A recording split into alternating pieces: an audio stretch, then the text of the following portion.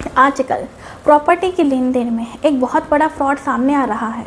कई बार कुछ धोखेबाज लोग एक ही ज़मीन या मकान को झूठे और नकली दस्तावेजों के सहारे अलग अलग बैंकों में गिरवी रख देते हैं और करोड़ों का लोन उठा लेते हैं, या फिर एक ही प्रॉपर्टी को धोखे से कई अलग अलग खरीदारों को बेच देते हैं। इस तरह की जालसाजी और धोखाधड़ी के खिलाफ हमारे नए कानून यानी भारतीय न्याय संहिता में बेहद सख्त प्रावधान किए गए हैं।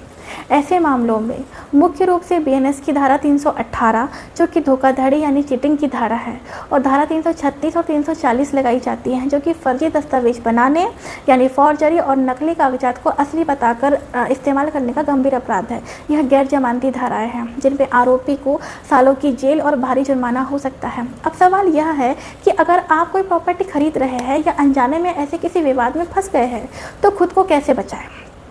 सबसे पहली बात, किसी भी ज़मीन या मकान का सौदा करने से पहले सिर्फ रजिस्ट्री की कागज़ देखकर भरोसा मत करिए। अपने वकील के माध्यम से सब रजिस्ट्रार ऑफिस जाकर पिछले 15 से 30 सालों का सर्च रिपोर्ट और इनकम टैक्स सर्टिफिकेट यानी भार मुक्ति प्रमाण पत्र जरूर निकालें, जिससे यह साफ हो जाएगा कि उस प्रॉपर्टी पर पहले से कोई लोन या विवाद तो नहीं है। इसके अलावा अगर किसी ने आपको ऐसी कोई विवादित ज़मीन बेच दी है और आपके खिलाफ कोई कानूनी उलझन खड़ी हो गई है तो तुरंत उस सौदे के सारे बैंक ट्रांजैक्शन और गवाहों के बयान इकट्ठा करें जो यह एक साबित करे कि आप बोनाफाइड परचेसर है, यानी आपने पूरी कीमत देकर ईमानदारी से यह प्रॉपर्टी खरीदे है और आप खुद इस धोखाधड़ी के शिकार हुए हैं।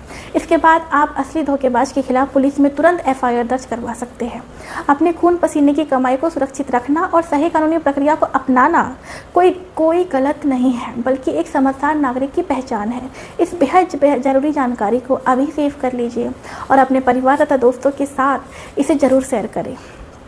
जय हिंद।